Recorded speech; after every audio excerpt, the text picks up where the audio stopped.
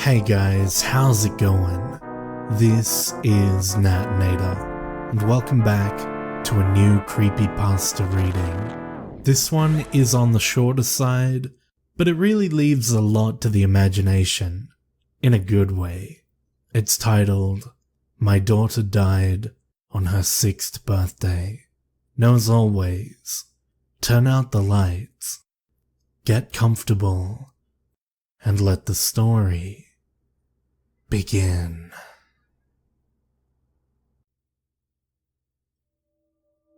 I cannot describe to you how I feel right now.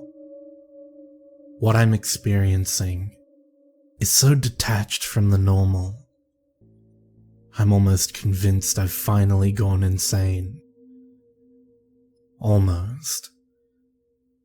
My wife, B, died during childbirth.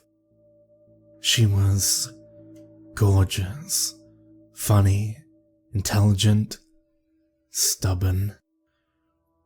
A woman whose laugh was so loud, eating in restaurants was a challenge. A woman whose stare was so intense, it made my hands shake. I lost her as she gave birth to our daughter, Sam. Of course, I could have resented Sam for taking away what was once mine in a way nothing else can be. For what was so truly and utterly pure. But I didn't. I knew B wouldn't have wanted any resentment. She wouldn't have wanted our only child to have a life ruined by hate. But this isn't about grief. This isn't about the physical sucker punch of losing forever someone you loved. This is about something far more sinister. My daughter was lively, always running and screaming, leaping up and down the climbing frame, causing havoc in her classes. So, for her 6th birthday, a trip with friends to the movies had left her so pent up with energy. I could barely keep up with her as she dipped and dodged between people on the pavement. She'd occasionally turn back through the sea of people and shout, "Daddy, come on!" in a tone that was almost petulant. I couldn't help but love her. I tried to chase her. I really did. She was too busy looking at me when she dashed out into the road. And the bus didn't have time to stop. A sickening crunch, and the world fell silent. I cradled her broken form in my arms, too numb to weep, too hurt to move. All I could feel was the warm, crimson liquid gently seep into my clothes. In the state of shock I was in, I could only think about how I was going to wash my jeans. It sounds horrid, I know. But a loss like that tears everything away from you, and leaves you with only the bare thought process that makes us human. The next week was a blur. I cannot place a single memory to a time. In between friends and family extending their condolences, and the howling sobs of mine that would break out at any moment. I attended her funeral dressed all in black. By dressed, I don't mean merely my clothes. My very essence was dark. I couldn't feel or think, and the day continued as I went through the motions, like a dying man treading water. Everyone wanted to tell me about Sam and how perfect she was. What an angel she was. As if I didn't know. As if I didn't realize what a gift my own daughter was. The man stood out from the rest as he walked up to me and handed me this large leather book. I assumed at the time he was a parent of one of Sam's friends, handing me a collection of their photos together. Or maybe I was too numb to even process his cold hands, and how he never mentioned my daughter once. For a month, I was lost. I drank and stayed in our now empty apartment alone, watching old box sets, too numb now to even cry. It was only when my sister arrived, when she held my hand and talked to me, that I began to come out of my shell. She'd sit and listen to the most inane things I said, and gently coaxed me out of my depression. Not completely, but enough for me to begin to live what was almost a real life again. That was when I opened the book. I'd decided to remember Sam for all the joy she gave, and was prepared to reflect on her life without feeling miserable. I opened to the first page.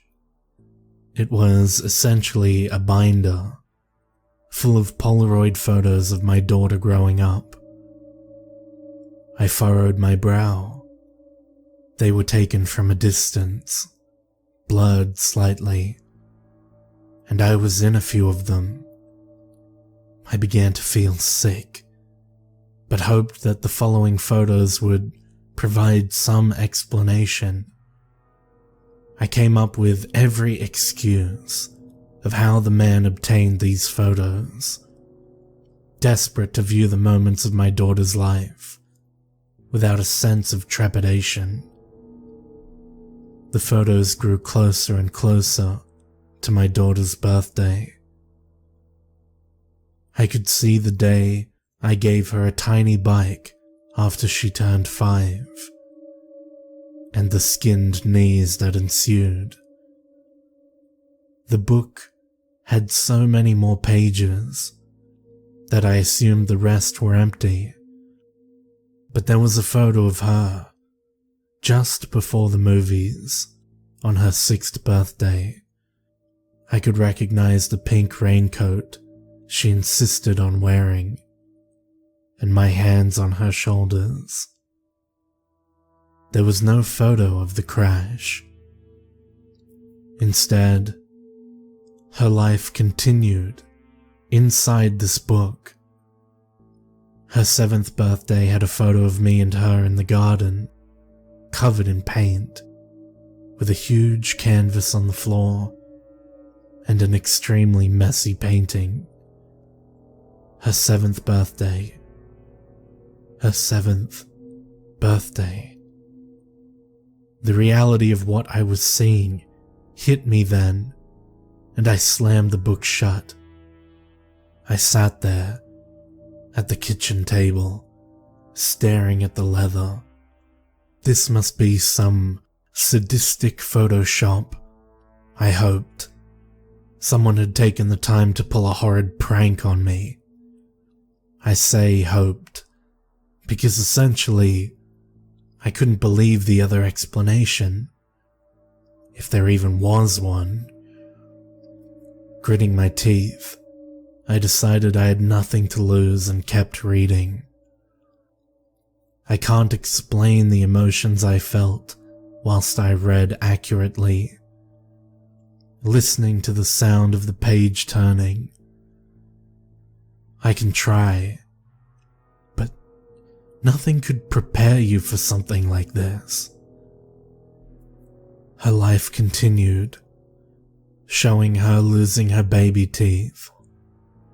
Her first day of senior school.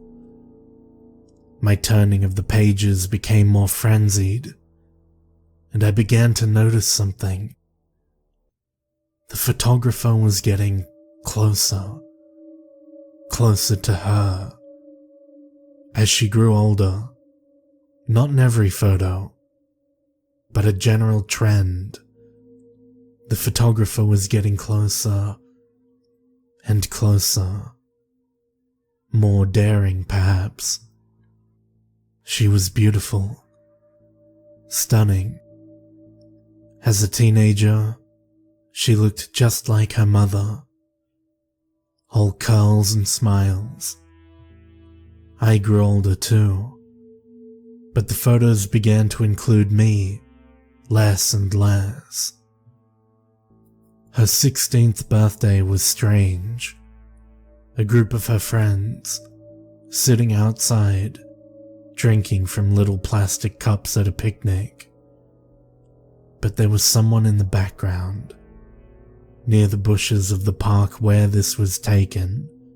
A dark figure stood. You wouldn't have noticed him, if not for the small shadow he cast on the grass. I leant back for a moment and exhaled. This was too weird. I'd been caught up in watching my little girl grow up. I hadn't thought about how this would end. Moments like this are so utterly surreal that sometimes you remove yourself from them. I almost felt like I was watching myself read these, like this was a dream or a program on the television. I continued. The dark figure became more and more present in each photograph. I could almost make out features. His presence was towering. And as I turned the page, I expected to see him disappear. But instead, as the photographs grew closer to her 18th, each birthday was marked by a caption underneath the Polaroid saying, "Another year." She was no longer somewhere I recognized. Instead, the photos were of her in a dimly lit house, her face contorted by fear, striking all sorts of weird poses. Sometimes she would be dressed like an ancient queen, or she would be dressed like a maid scrubbing the floors. The figure was there, even closer now. His legs or his arm would appear in each and every one. No matter how she was dressed, in every photo, her face had this desperately pained expression. It killed me. There were bruises on her face. She looked thin, ill even. I couldn't do it. This was sick, properly sick. My girl. I soldiered on. The last photo I looked at, before I slammed the book shut and swore to never, ever look at it again, was of her 18th. The caption underneath read, "At last," in sloppy writing. She was staring straight at the camera, crying. She was on her knees, dressed in a black evening dress, with an apple in her mouth and her hands bound behind her back. Her makeup was ruined by her tears.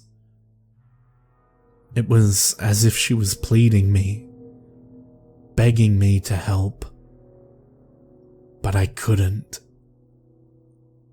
I closed the book and left the room, my whole body convulsing with sobs. I couldn't call the police, of course. She was dead. The thing that keeps me up at night isn't the content of what I saw. It's that there were so many pages left.